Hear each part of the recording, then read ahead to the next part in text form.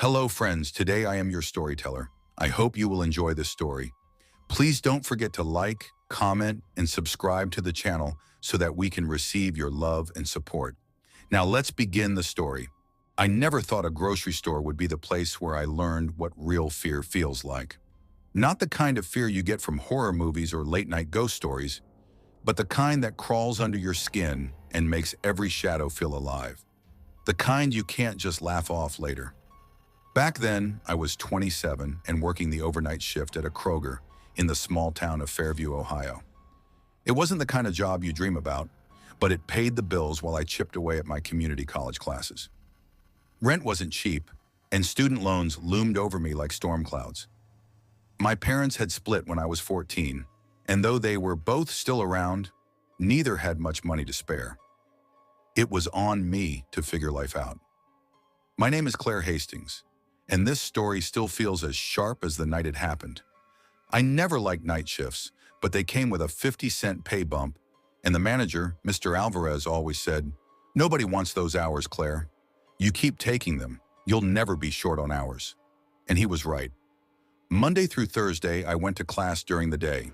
Friday and Saturday nights, I'd clock in at Kroger at 10 p.m. and work until 6 a.m.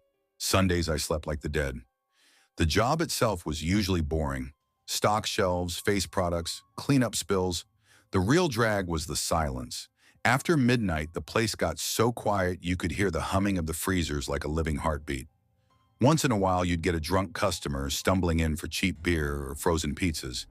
But mostly it was just me, a skeleton crew of 2 stockers, and an older cashier named Renee, who worked the graveyard shift because she couldn't sleep at night. It sounds sad, I know, but I'd grown used to the rhythm.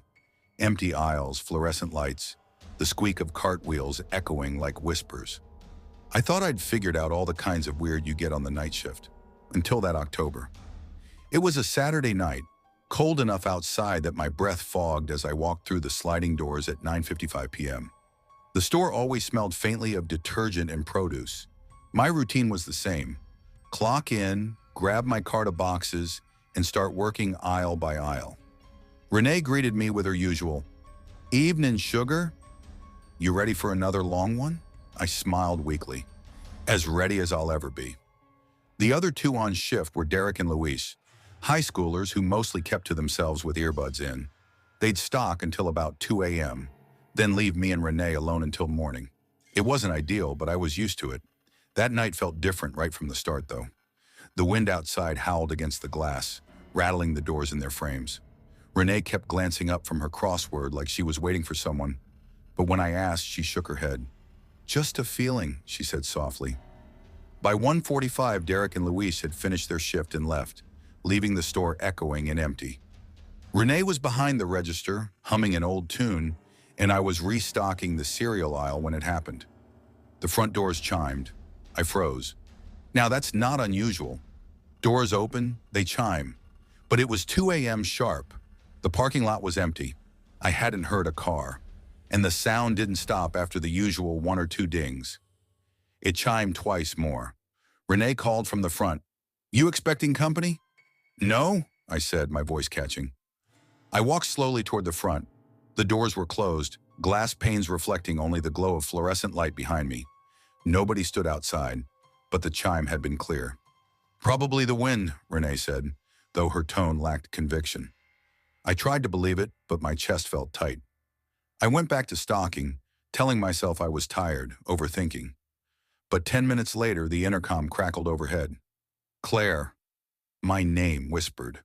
I looked up, boxes slipping from my arms. The intercom was for store announcements. No one ever used it at night except the manager, and Alvarez wasn't here. Renee wasn't near the office either. "Renee," I called. She peeked around the corner of the bakery section. "What? Did you just—" Her confused face told me enough. The intercom hissed again, like static, then went silent. That was when my phone buzzed. Unknown number, just one text. "Don't go near the doors." My throat went dry. I showed Renee, her lips pressed thin. "Who the hell would—" But before she finished, we both saw it. A shadow passed outside the glass doors, tall and slow, like someone dragging their feet across the lot. I whispered, Did you see? Yeah, she said quickly. We ducked behind the service counter. My heart hammered so loud I swore he could hear it through the glass. After a long minute of silence, I peeked over the counter. The lot was empty. Renee muttered, "I'll call Alvarez. Or the cops." She reached for the phone, but the store lights flickered, just once, but long enough to turn my stomach inside out. When they steadied, Renee had gone pale. She pointed toward the self-checkout area. A man stood there. I don't know how he got in. The doors had never opened. He was just there, facing us. Pale skin, hollow cheeks, eyes sunk so deep they looked bruised. He wore a dirty hoodie and jeans that looked soaked at the cuffs. His lips were cracked, like he hadn't had water in days. Neither of us moved, neither did he. Then in a voice that rasped like dry leaves, he said, "You shouldn't have opened." I shook my head. "The doors are locked." He tilted his head slowly, smiled if you could call it that. Then he was gone. One blink, and he wasn't there anymore. I swear to you, there was no sound, no footsteps, just empty space where a man had stood.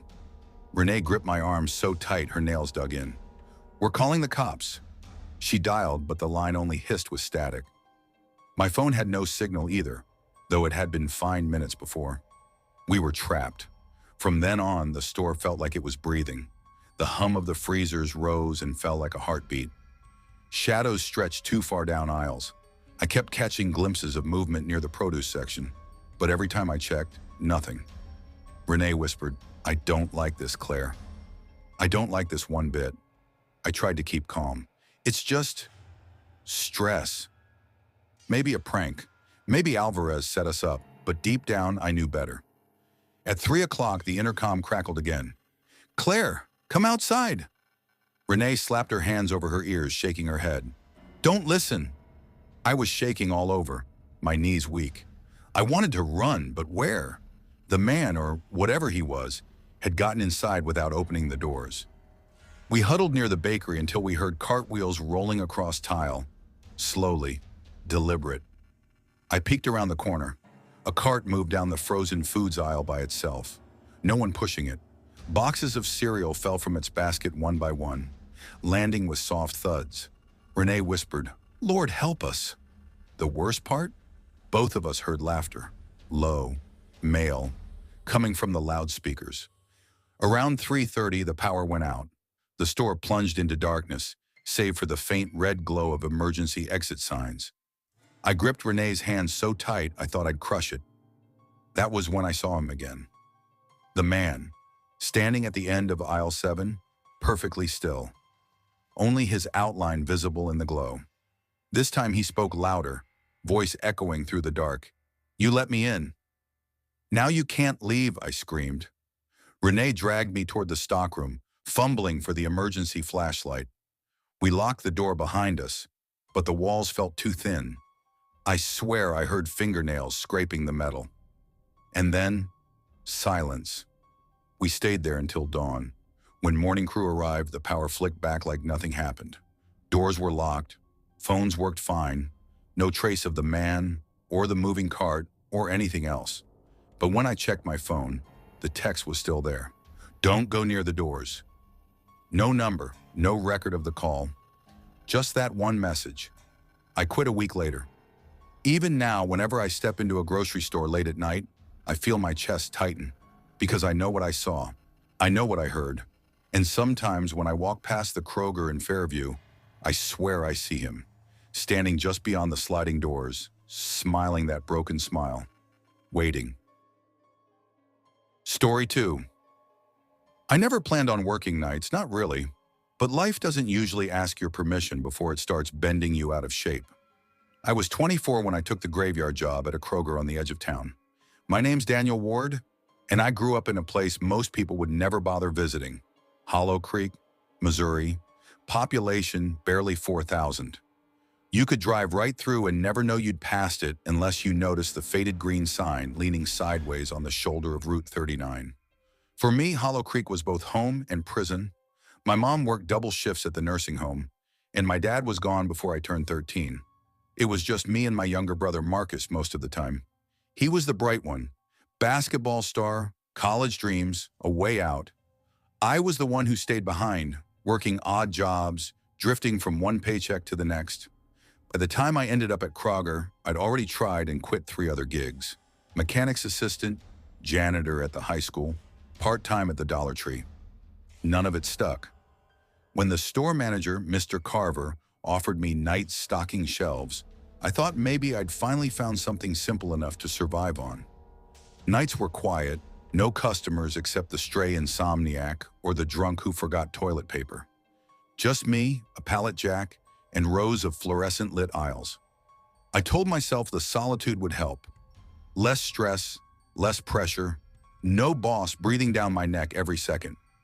I like quiet. I like predictable. And for 6 months, that's exactly what I had, until the night that broke it. It always started the same way. I'd clock in at 10 p.m., grab my smock from the back, and meet Carmen, the night manager, for our rundown. Carmen was in her 50s, sharp-tongued but fair. She left by midnight most nights, trusting me and one other stalker, Eddie, to hold down the fort. "You good tonight, Danny?" she'd ask, scribbling notes on her clipboard. "Yeah," I'd say every time. "Quiet night," she'd laugh. "They're all quiet nights until they're not." Eddie was 19, a kid still figuring life out. Always had earbuds dangling, always yawning. He left around 2 a.m. when his shift ended, and then it was just me. Alone. That's when the store turned into something different. After hours Kroger wasn't like daytime Kroger. With no customers and no chatter, every sound carried. The buzz of the freezers, the hum of the lights, the squeak of my shoes on polished tile. Even the air felt thicker, like the building was holding its breath. I got used to it. I told myself it was peaceful. But sometimes late, I'd catch myself pausing in the middle of an aisle, listening, convinced someone else was there. It was a Thursday in early October.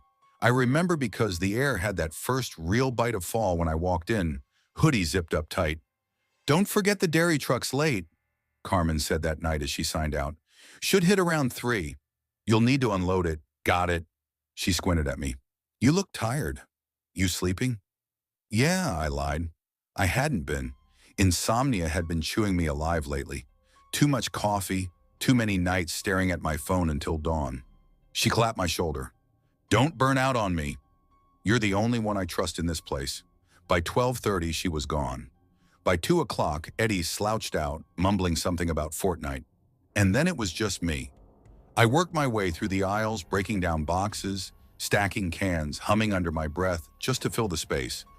At 2:15, I was in frozen foods, kneeling on the cold tile, when the first thing happened, a crackle in the store's intercom system. At first, I thought I imagined it. The PA hadn't worked properly in years. Management always ignored the buzzing. But this was different. A single burst of static, then a pause, then a voice. Low, male, raspy. "Open the back door." I froze, bag of peas clutched in my hand. "Hello," I said aloud, stupidly, like the PA was two-way. My voice echoed down the empty aisle. Nothing, just silence. I shook my head.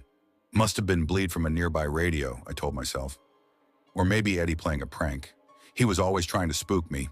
But then it came again, softer this time. "Daniel, open the door." My blood ran cold. Nobody called me Daniel except family. At work, I was always Danny. I set the bag of peas down and forced myself to walk toward the back. Every step felt heavier than the last. My heart hammered in my throat. The stockroom was dim, one flickering bulb casting long shadows across stacked pallets. I stood staring at the steel exit door, the one that led into the delivery alley. And then it rattled. Hard. Someone was outside, jerking the handle. "Open up," the voice growled. Muffled but clear. I staggered back. "Who's there?" A pause. Then a thud, as if something heavy slammed against the door. "Open it now!" I ran. My body decided before my brain did. I bolted into the office, slammed the lock, grabbed the phone. No signal. Deadline. The panic set in fast, burning up my chest. I tried the walkie we used to reach the gas station across the lot. Static, nothing else. And then, silence again. No rattling, no voice. For a full minute, I just sat there in the office chair, shaking, telling myself it was a prank. Some drunk messing around. But then the lights flickered, and when I peeked through the slats of the office blinds, I saw it. Bloody smears on the push bar of the back door. I nearly screamed. That's when I heard the sound behind me. Not from the door, from inside the store. Footsteps, slow, wet. I turned, hard in my throat, and there he was. Tall, gaunt, mid-30s maybe, shirt soaked dark with blood. One arm hung at an unnatural angle. His face was pale, eyes wild, lips trembling as he clutched a pistol that shook in his grip. "Down," he hissed. "Get down!" I dropped to my knees, hands raised. "Please," I stammered, "take whatever you want." "I don't want money," he rasped. "I need your keys." "Your phone." Now I fumbled, handed them over. My phone, my wallet, the ring of keys clipped to my belt. He stuffed them into his pocket with frantic, jerky motions. "I'm sorry," he whispered. "I'm so sorry. But I need a way out." His eyes darted toward the roll of duct tape on the shelf. He snatched it, yanked a strip free with his teeth. "Hands. Behind your back." My stomach lurched. "Please, do it!" I obeyed. The tape dug into my wrists, sticky and suffocating. My ankles next. "I'm not going to hurt you," he said, almost to himself. "I'm not. I just need time." Then he was gone, out the front doors, into the night. I lay there trembling, every second stretching into eternity. Eventually the tape gave. Grease from my hands loosened the edges. I crawled, palms raw, until I reached the office phone. This time the line worked. 911, what's your emergency?" I broke down crying, words tumbling out between sobs. They told me to stay on the line. Help was on the way. 20 minutes later, red and blue lights washed across the parking lot. Officers swept the building, weapons drawn. Nothing. But they found my truck gone. By noon the next day, detectives told me the man had crashed it outside a pawn shop 30 miles east. He'd been bleeding badly, tried to sell my phone, and collapsed before he could pull the gun again.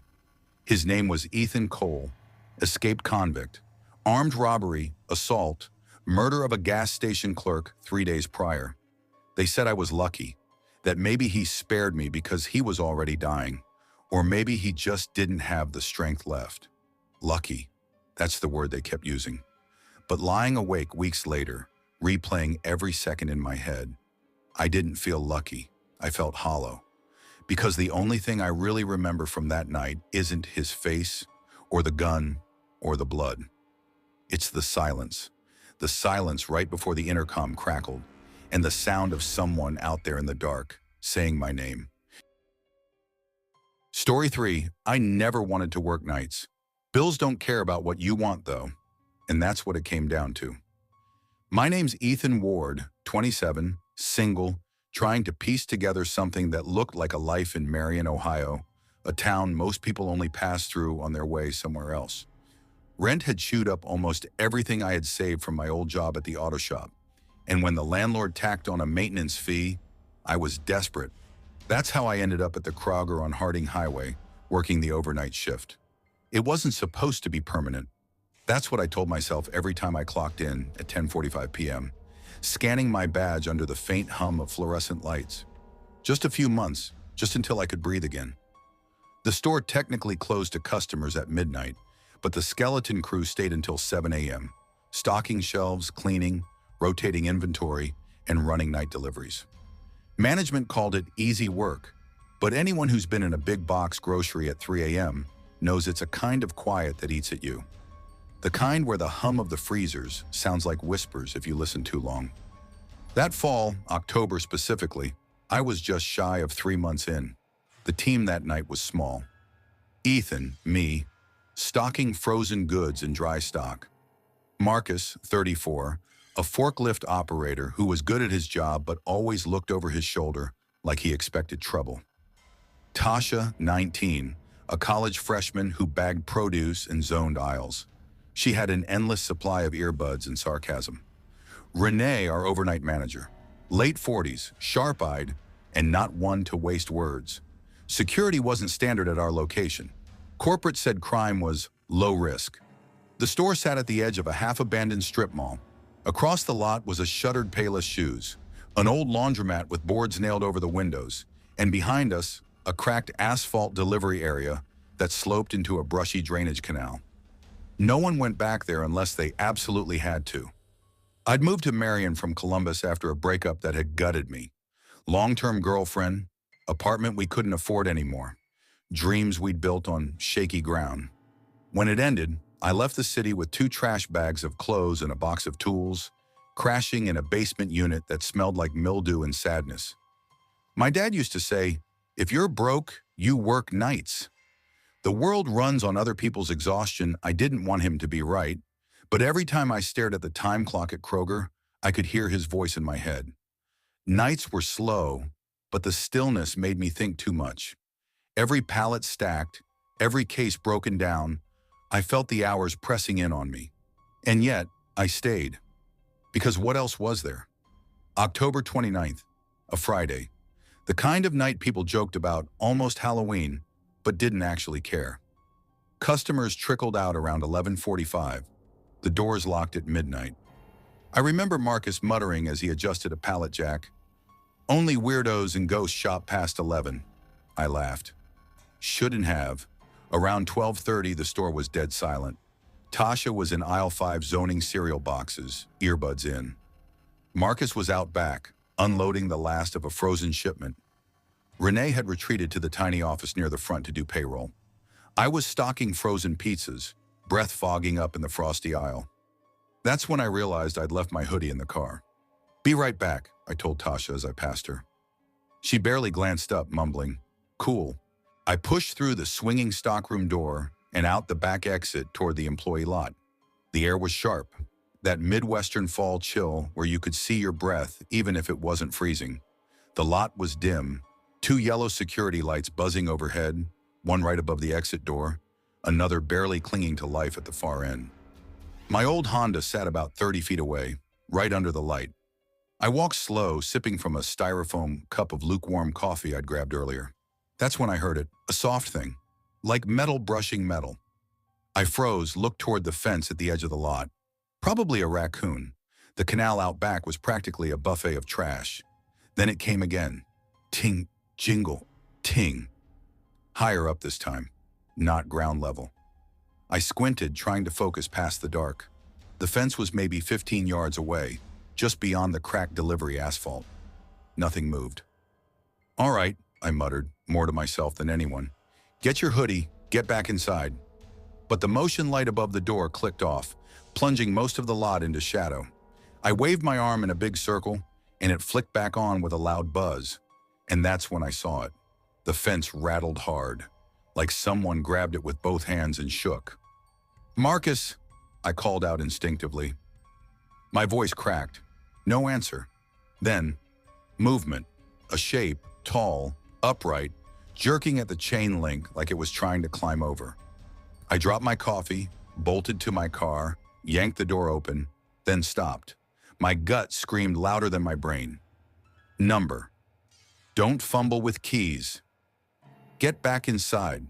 I sprinted to the exit, grabbed the handle and wrenched it open, slammed it behind me, locked it, chest heaving. The knob twisted. Once, twice, hard.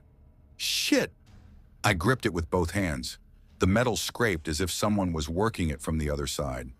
My heart pounded so loud I thought it would burst. Then it stopped. I pulled my radio from my belt. "Renee, someone's out back trying the door." Static crackled, then her voice. "You sure?" "Yes, I'm sure." They shook the fence, tried the handle. Within seconds, Marcus came jogging in from the stockroom, pallet gloves still on. "What's going on?" Before I could answer, the knob jerked again. He saw it. His eyes widened. "The hell?" Then it went still. Renee hustled out of the office, face pale. Everyone in the office. Now we crammed into the tiny room, watching the grainy black and white feed from the back camera. My stomach dropped. The footage showed me walking out, sipping coffee, waving my arm at the light. But the fence? Empty. No shape. No rattling. Then it showed me bolting for the door, slamming it shut. The handle twisted violently, on its own. "There," I said, pointing. My voice shook. You see it? Renee replayed it twice, leaning forward. Marcus muttered, That's not wind. No way. But the feed glitched, just a flicker, and the moment with the twisting handle was gone, corrupted. Great, Renee sighed. Now it's a ghost story. But the look in her eyes told me she didn't believe her own words. We didn't go out back again. Trash piled in the stockroom corner until morning. Every door stayed locked. Tasha, oblivious, asked, Why are you guys acting like Scooby-Doo villains? When we explained, she pulled her earbuds out and whispered, I thought I saw something in aisle 12 earlier. Like a shadow. But I thought it was Marcus. Marcus swore under his breath. It wasn't me. The rest of the night dragged. Every creak of the building, every hum of refrigeration, every squeak of the pallet, Jack made me jump. At 7:05 a.m., when the morning crew arrived, I clocked out without a word. 2 days later, Renee told me the security file for that night, somehow corrupted during backup. Gone. Marcus avoided talking about it, but one night on break, he said quietly, There's something about that back lot, even in daylight, like somebody's standing there. Watching, I transferred to a different Kroger 3 months later. Told myself it was for better pay, better hours. Truth? I just couldn't stand the thought of taking trash out after midnight. Sometimes, though, I dream about it. The fence rattling, the knob twisting, a shadow no camera ever caught. And when I wake, I swear I still hear it. Ting, jingle, ting. Story 4. I never wanted to work nights. That's the truth, though people laugh when I tell them. They think night shifts are easy. Less customers, less stress. But that's not how it feels when you're the one inside a nearly empty building, your whole world reduced to the hum of refrigerators and the occasional creak of a door. Nights can stretch forever, and your mind fills in the silence with things you don't want to imagine. My name's Aaron Matthews, and I was 24 the year this happened. I'd grown up in Bridgeport, Ohio, a little river town most people only pass through on their way to somewhere bigger. By the time I hit 20, I was already tired of bouncing between part-time jobs. I tried a hardware store, a diner, even worked at a call center for 3 months before I couldn't stand the headset anymore. But bills don't wait for you to figure your life out. And when my landlord hinted he might need the apartment back soon, I knew I had to grab whatever steady paycheck came my way. That's how I ended up at Kroger, working overnights in the 24-hour location just off I-70. The job wasn't glamorous, but it was work. My schedule ran from 10 p.m. to 6 a.m., and my tasks were simple. Stock shelves, clean aisles, face products, help the occasional late-night shopper. On most nights, it was just me and 2 others, Maya, the shift manager, and Trevor, who handled stocking in the back. Maya was 30 and carried herself like someone who had already survived 2 lifetimes. She smoked half a pack on her breaks and spoke in short, sharp sentences. I liked her because she didn't hover. Trevor, on the other hand, was 19, lazy as hell, always with earbuds jammed in. He moved boxes at half speed, but he was harmless.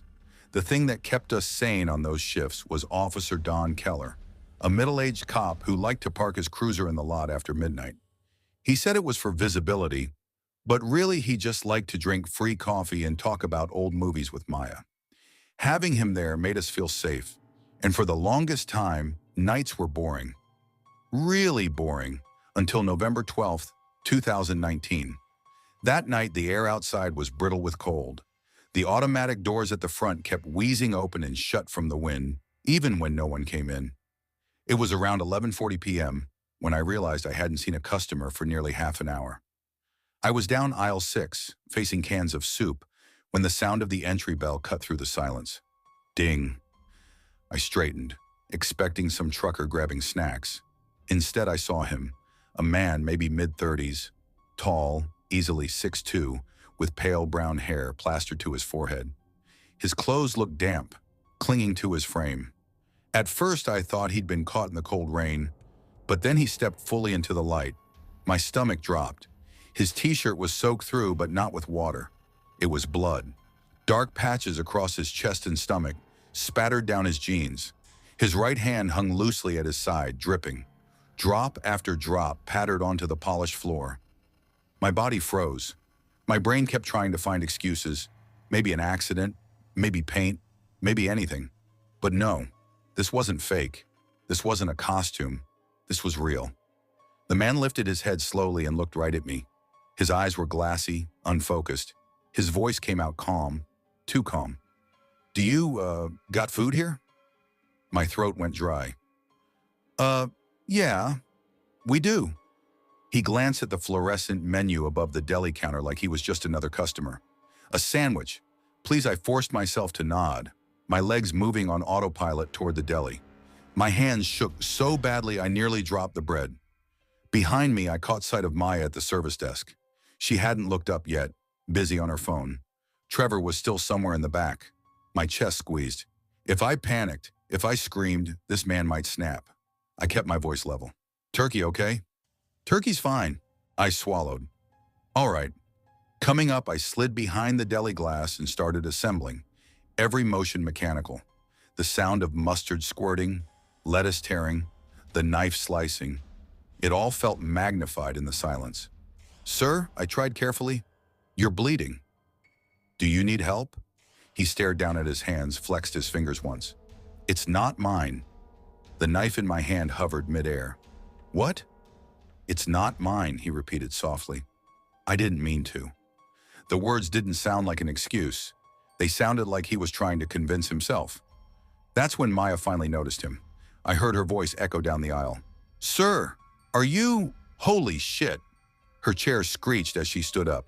At the same moment, the sliding doors whooshed again. Officer Keller stepped in, coffee cup in hand. He froze instantly, eyes landing on the man dripping blood across the tiles. The relief that washed over me nearly buckled my knees. Keller didn't shout, didn't draw his gun. He just spoke in that measured tone cops use when they're trying not to spook someone. "Evening, buddy. Looks like you've had a rough night." The man turned his head slowly, blinked like he was coming out of a trance.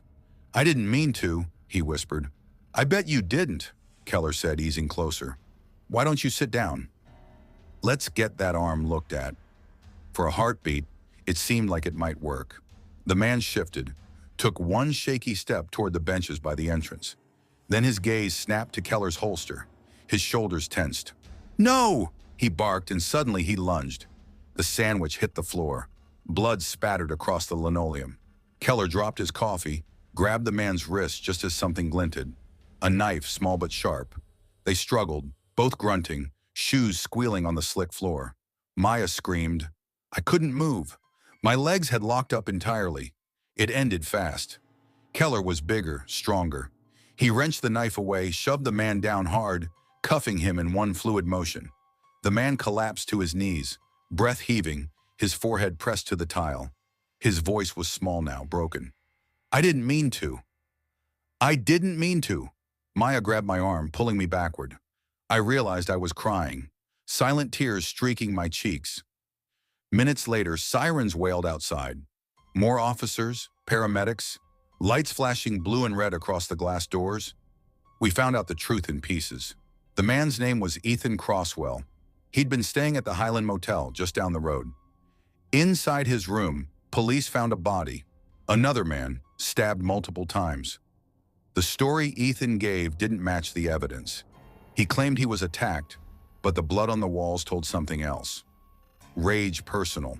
And yet after he'd wandered out, driven his car until it ran out of gas, stumbled into Kroger and asked for a sandwich like nothing had happened.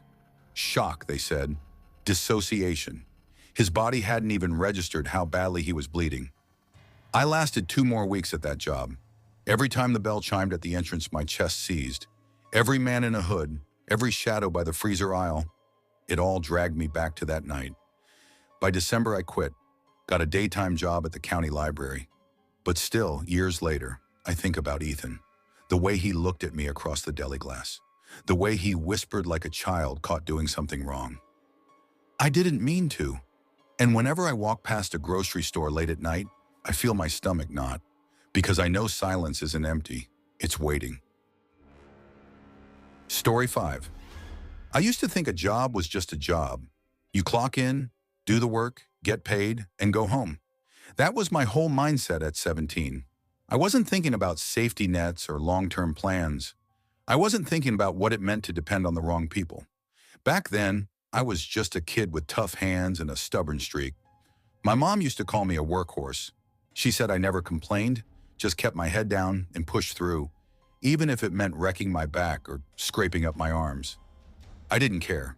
Work was work, and work meant money. Money meant I could help Mom keep the lights on in our cramped duplex in Larkspur, Ohio. I didn't have a car, didn't even have a license.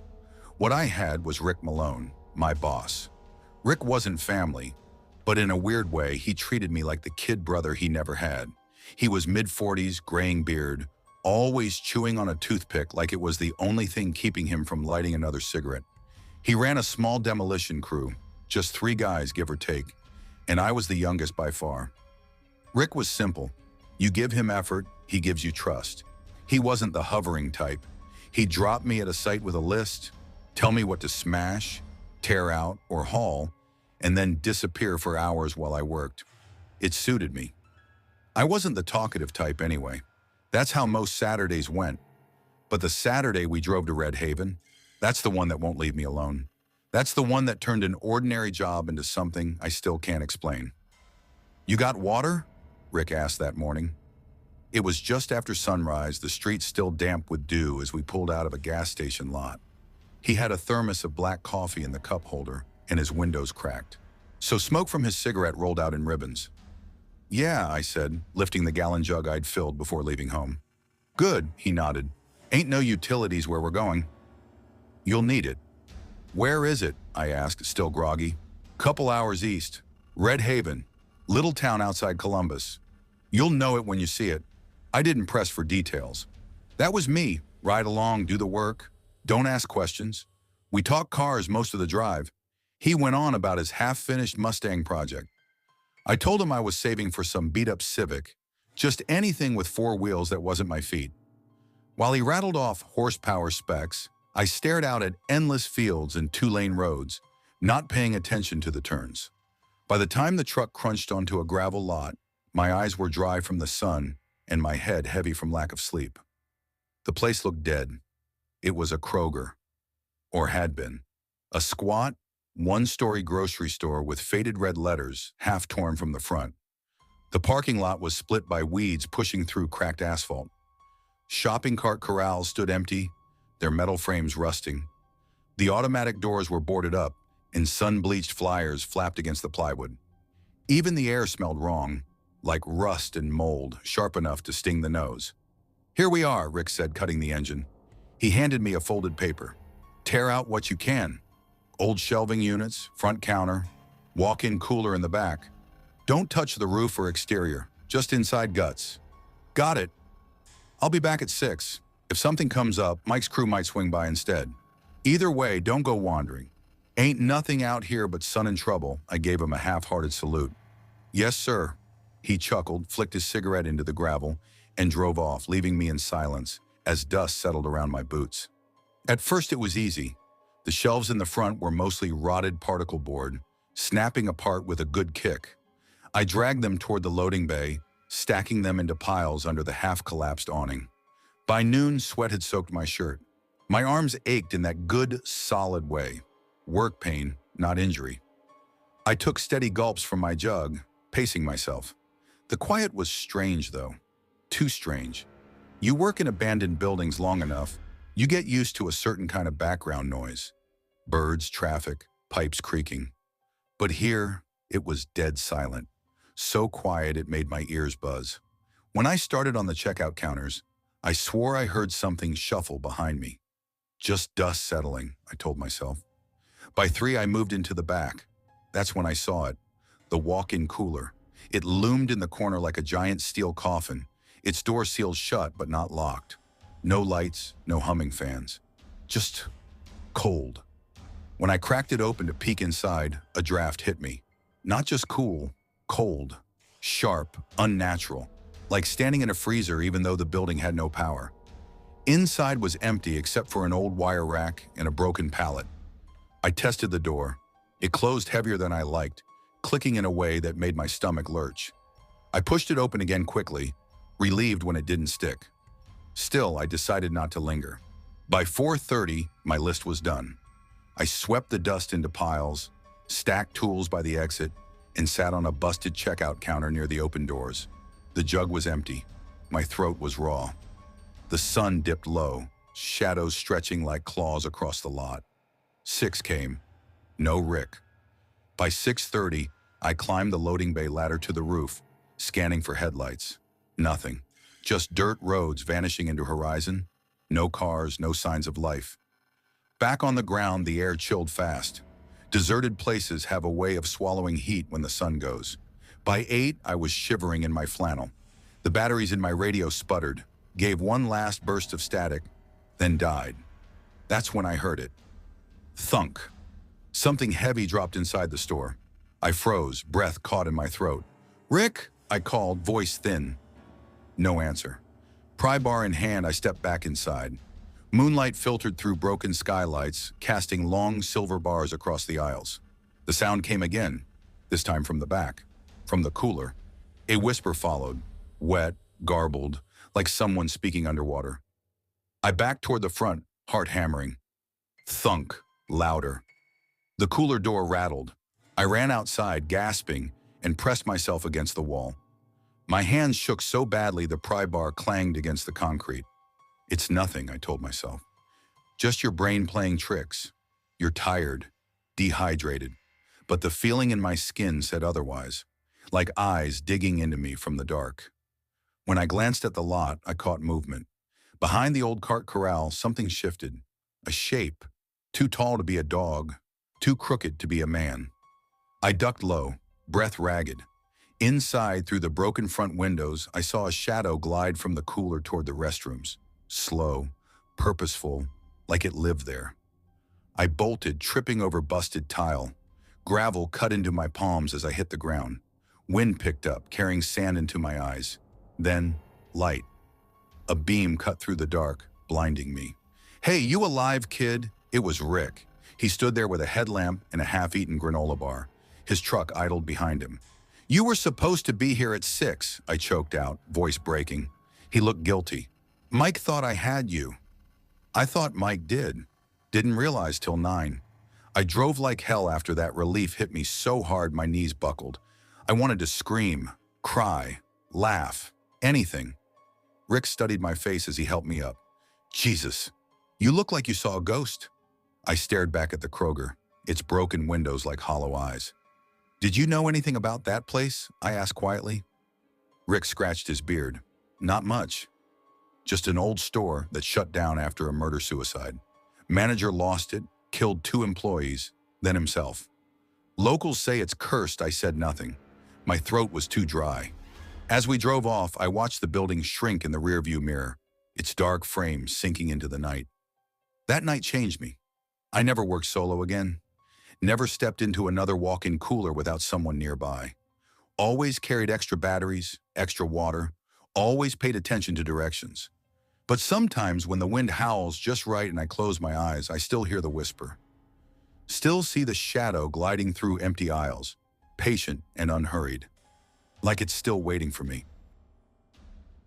Story 6, I was 9 years old when it happened. At that age, my world was simple. Cartoons after school, peanut butter sandwiches in my lunchbox, and weekend trips to the park when the weather was good. If you asked me then what Wendy's meant to me, I would have said chicken nuggets, fries, and a chocolate Frosty. That was all. I never thought a fast food place across the street from my parents' office would be tied to the scariest night of my life. But to explain how it happened, I need to start with my parents. My dad, Richard, worked in air quality research. My mom, Angela, specialized in water contamination reports. Both of them were scientists employed by a regional environmental research branch in Denver, Colorado. It wasn't glamorous work, but it mattered to them. Back then, this was the early 2000s. The department shared a sprawling, outdated government building with a bunch of other public service offices. The place smelled faintly of copy toner and floor polish. The paint was yellowing in patches, and the fluorescent lights buzzed overhead like trapped insects. The kind of building that looked like it had been modern in the 1970s but hadn't been touched since.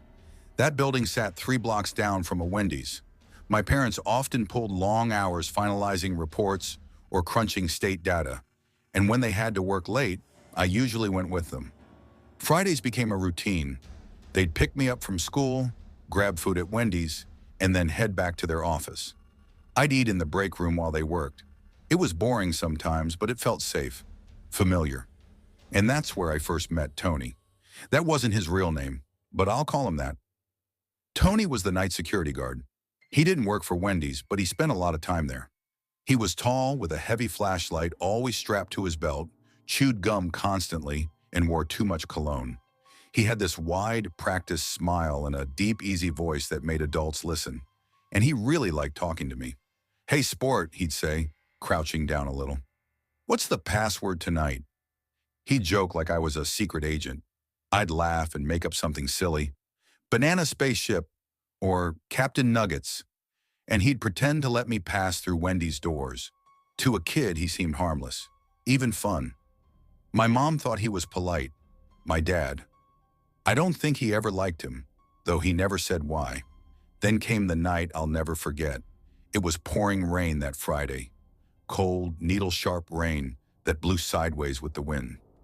My parents decided to grab food to go and eat in the office. We parked under the flickering streetlight, hustled inside with our soggy bags of food, and set up in the break room. I remember sitting at the table, swinging my legs while dipping nuggets into barbecue sauce. A little portable TV in the corner played old reruns of Scooby-Doo. The smell of fries mixed with the scent of printer ink and stale coffee. My parents were just down the hall in their office, voices low as they worked through spreadsheets. Around 9:30, the door creaked open. Tony stepped in, rain on his jacket.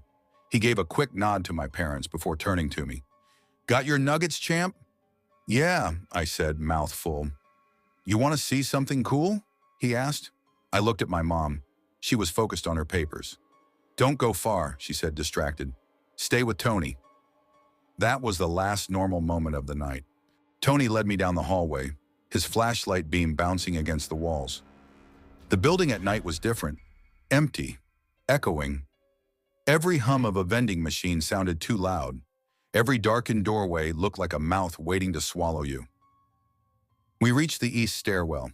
"Want to help me check the lower levels?" he asked casually. I hesitated. "I thought my parents said not to go far." He chuckled. "It's just downstairs."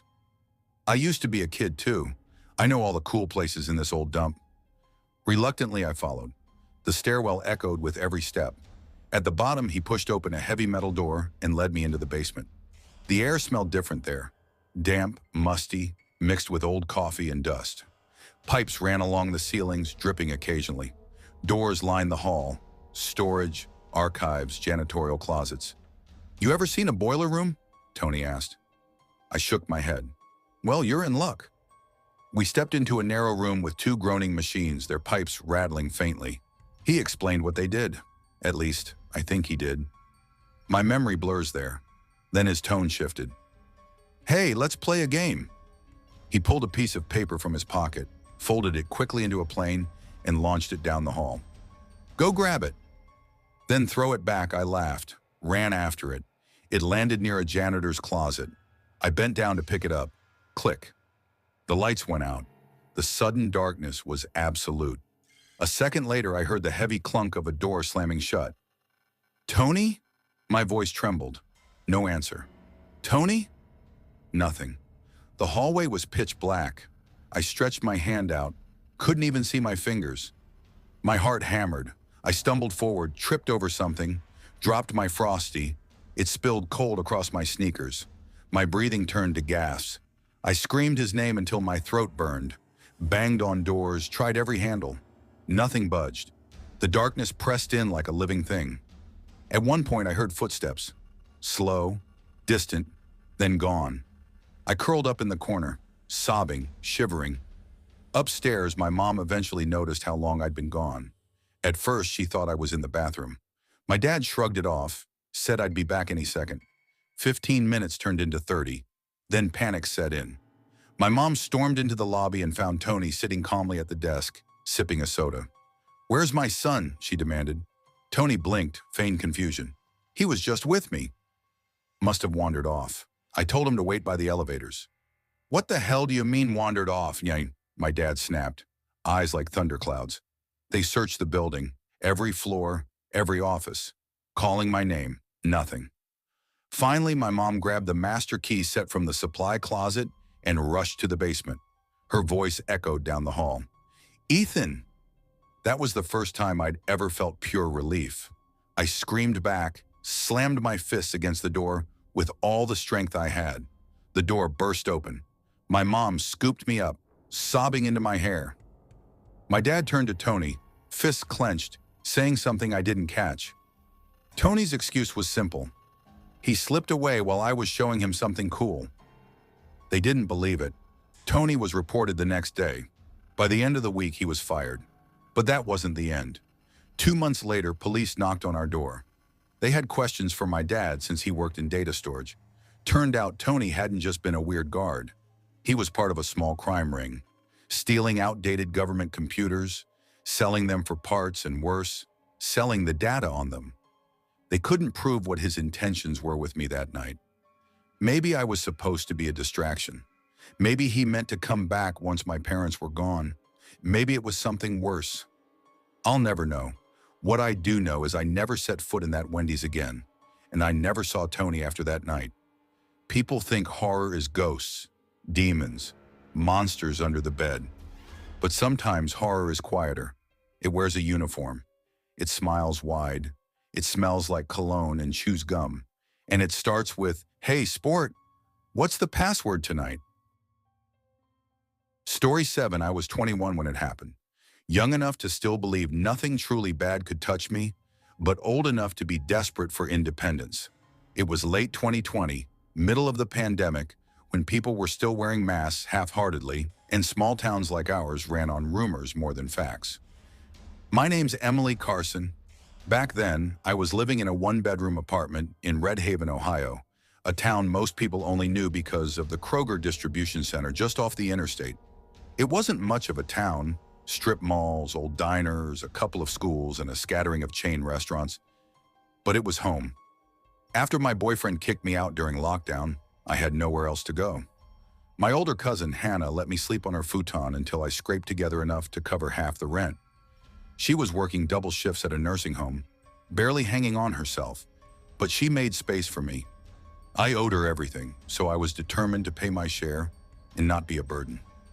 That's how I ended up at the Kroger deli and hot foods counter. It wasn't glamorous, but it was steady.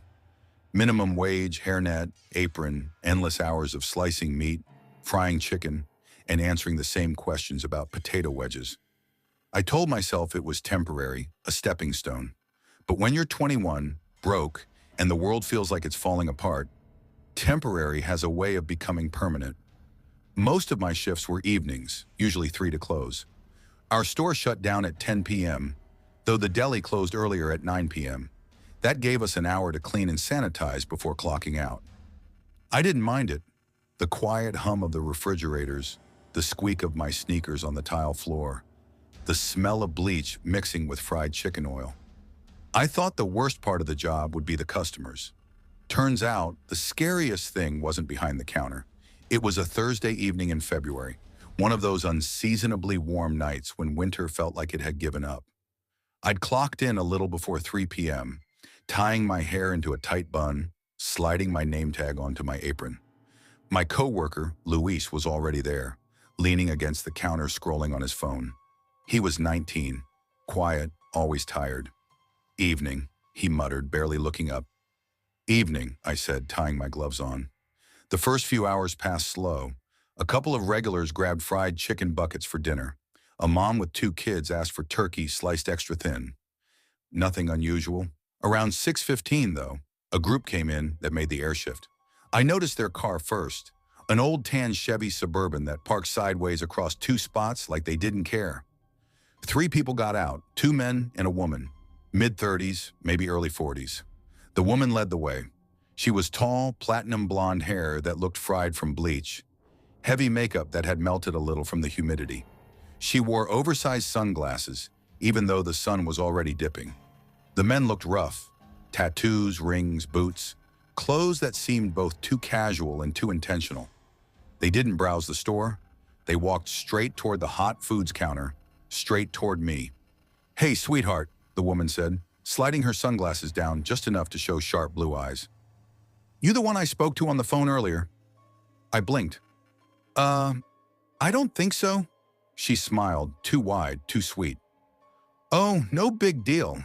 Maybe it was somebody else. We're looking for that new maple glazed chicken you guys have. Said it was dine-in only or some nonsense."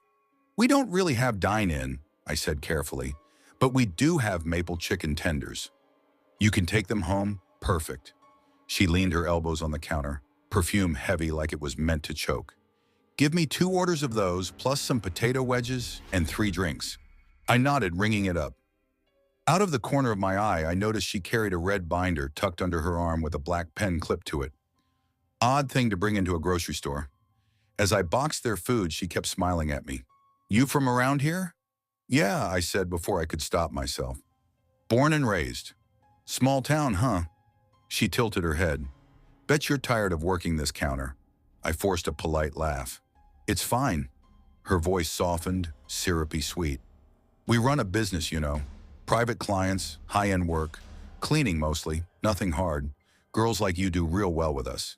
Pretty face, polite manners. You'd fit right in." My stomach tightened. "Thanks, but I'm good here." One of the men chuckled. "She's shy." "They all are at first, but listen, you could be making $30,000 easy. No car needed. We got a van that picks girls up. You just have to show up, look presentable." My heart thudded harder. "I really need to finish this order," I said, sliding their food across the counter. The woman's smile never faltered. "At least take a look at our van. It's right out front. Won't take a second. I'll even show you on my phone if you don't want to step outside." She held her phone up, already unlocked, like she'd been waiting. I shook my head. "I'm on shift." For a moment, her smile cracked. Then she covered it with another sweet grin. "Suit yourself, sweetheart." Maybe next time they carried their food to a table near the window of the cafe area. I busied myself cleaning the counter, avoiding their stares. After 20 minutes, they finally left. As they walked past, the woman waved, that same smile. Luis raised an eyebrow. "What was that about?" "They offered me a cleaning job. 30 grand, a van, no car needed." He snorted. "Sounds sketchy as hell." I tried to laugh, but my stomach twisted. Later that night, Hannah picked me up from work. Usually she was too tired to talk, but when I told her about the cleaning service, she went pale. She said sharply, pulling the car over. "That's not a cleaning service. That's a trafficking pitch. That's exactly how they talk. Easy money, no car. Come see the van?" Jesus Christ, you were this close. My throat went dry. "No way." They were just sleazy. "No," she snapped. "I've heard the warnings at the nursing home. They target girls your age. Pretty, broke, working service jobs. Don't you ever, ever go near them again." I couldn't stop shaking. That night I lay awake on Hannah's futon, staring at the ceiling. My brain kept replaying the woman's voice, dripping fake sugar. "You'd fit right in. You'd be perfect."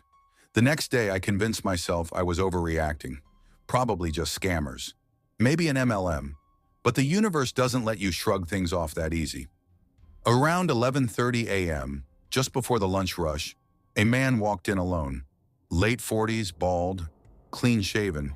He wore a crisp button-up shirt tucked in too neatly. In his hand, a red binder with a black pen clipped to it. My stomach dropped. He ordered a black coffee at the Starbucks kiosk inside Kroger, then sat in the cafe area, right near the front windows. He didn't eat, didn't drink much, just opened the binder and scribbled. Occasionally he looked up. At me, always at me. I tried to stay calm, filling napkin dispensers, stocking lids, but every time I glanced up, his eyes were on me. 2 hours passed. Finally, I overheard him speaking softly into his phone. "Yeah, I moved it. Should be covered tonight. Girls are still lined up. I'll send their cuts. Need another spot closer to the river." My blood went cold. I nearly dropped the stack of trays in my hands. I rushed to the back where Luis was chopping chicken. "He's with them," I hissed. "The guy out front. The binder, the phone call. He's with them." Luis peeked around the corner. "Shit, you're right." He grabbed a mop and wheeled it out. "Stick close." "Don't be alone." We hovered near his table, pretending to clean. After a while, the man snapped his binder shut, stood, and walked out. He never looked back. I gave my 2 weeks the next morning. It's been years since then. I never saw them again, but I still think about it. I think about the woman's smile, the man's binder, the way they said van like it was normal. I never called the cops. I told myself it was because I didn't have proof. Truth is, I was scared. Too scared to put my name on a report, too scared they'd find me again. But I still checked the parking lot before getting into my car. I still keep my phone in my hand when I walk to work, and I still hear that woman's voice sometimes, late at night when the house is quiet. You'd be perfect, and I wonder how many girls didn't say no. Story 8, I was 19 when it started. At that age, you think the world is still wide open in front of you. I wasn't in college, not yet. Money was tight, and after my dad passed when I was 16, things had been complicated at home. My mom worked 2 jobs, my younger brother was still in high school, and I hated feeling like dead weight. So I got a job. Not glamorous, just a night shift cashier at a Kroger in a mid-sized town called Fairview, Tennessee. It was a quiet place, not exactly dangerous, but not the kind of town you left your doors unlocked in either. I remember my first paycheck, 62 hours. Barely enough for gas, but it felt like a step forward. My plan was to stack enough money for community college in the fall. Until then, nights at Kroger felt safe, predictable. That's the lie I told myself anyway. It was a Friday in late October, the kind of night where the rain smears across the parking lot lights and makes everything look twice as dark. I was bagging groceries at self-checkout when he walked in. Average guy, maybe 28, 30 tops. Gray hoodie, jeans, beard that looked like it hadn't seen a razor in weeks. He pushed through the sliding doors like he belonged, but something about the way his eyes moved, slow, deliberate, made my stomach flip. He didn't grab a cart, just walked around the aisles, hands shoved deep in his hoodie pocket. I tried to ignore him, but self-checkout is near the front, and every time he circled back, his eyes found me. Not a casual glance, a stare. "Hey," whispered Maya, my co-worker, leaning toward me. "Creeper alert at 10 o'clock. "I notice," I muttered, forcing a smile as I scanned someone's bread and milk. The man finally approached my register around 9:15. He carried a single item, a pack of gum. He placed it on the counter like it weighed 1,000 pounds. "You work here long?" he asked. "Few months," I said, avoiding eye contact. "You like it?" "It's a job." I tried to keep my voice light. He didn't laugh, didn't even smile. He just stared at my name tag. "Lena," he read aloud. "Pretty name." I froze for half a beat. "That'll be $1.09, I said quickly. He slid 2 crumpled singles across the counter. "Keep the change." I rang him up and handed him the gum. "Have a good night." But he didn't leave. He lingered near the exit, tearing the gum open, chewing slow, still watching. By 10, my shift ended. Maya offered to walk me out, but I told her I'd be fine. The rain had slowed to a mist and the parking lot was almost empty. My car sat 3 rows out, under the dim glow of a busted light. Halfway there, I saw movement near the cart corral. A figure shifted, hoodie, beard, him. My heart slammed against my ribs. I turned on my heel, heading back toward the store. "Hey," he called. His voice carried sharp through the wet night. I didn't answer. "Lena!" He said my name. My legs locked up for half a second before I forced them to move. The sliding doors opened, and Maya was suddenly there, holding a mop bucket. "Everything good?" she asked loudly. The man froze. Then without a word, he turned and walked into the shadows beyond the lot. No car, just disappeared. At first, I convinced myself he was just some weird guy. But 2 nights later, the phone call started. No caller ID. The first time, it was just breathing. Slow, heavy. The second time, "You always smile at customers." I like that I hung up and blocked the number. But another call came the next night. Another the night after. When I told my mom, she frowned but brushed it off. Wrong numbers, maybe. People prank call all the time. But my gut told me it wasn't random. Especially when I walked out after my shift the following week and found a note tucked under my windshield wiper. 4 words written in neat black ink: "You can't avoid me." I went to the Fairview Police Department the next morning. Officer Daniels took my statement seriously, which surprised me. He said they'd increased patrols near Kroger, told me not to walk to my car alone, and handed me a card with the non-emergency line. "Trust your instincts," he said. "If it feels wrong, it probably is." For a while it helped. I parked closer to the store, left work with co-workers, and kept my pepper spray on me. Weeks passed, no calls, no notes. I almost let myself breathe again. Then came the night at home, Max. It was 3 weeks later. I wasn't working, just running an errand for my mom. She wanted me to pick up storage bins. The store was nearly empty, quiet enough that every footstep echoed. I was halfway down the storage aisle when I heard it. Footsteps, slow, deliberate. I turned and there he was. Gray hoodie, beard, same eyes. "You thought you could forget me?" he whispered. My throat went dry. "I miss that smile," he added. "You shouldn't have run last time." I backed up, clutching the bin in my hands like a shield. "I don't know you," I said loudly. "Stay away from me." The words echoed through the aisle. A worker turned the corner, eyes wide. 2 other customers looked over. The man froze just for a second, then bolted. This time, the police didn't brush it off. They pulled the footage from home, Max, matched it to my report, and filed it as a stalking case. A detective was assigned. But the thing about stalkers is, they don't need to show up every night to live rent-free in your head. Every knock at the door makes me jump. Every buzz of my phone feels like a warning. I don't park in the same place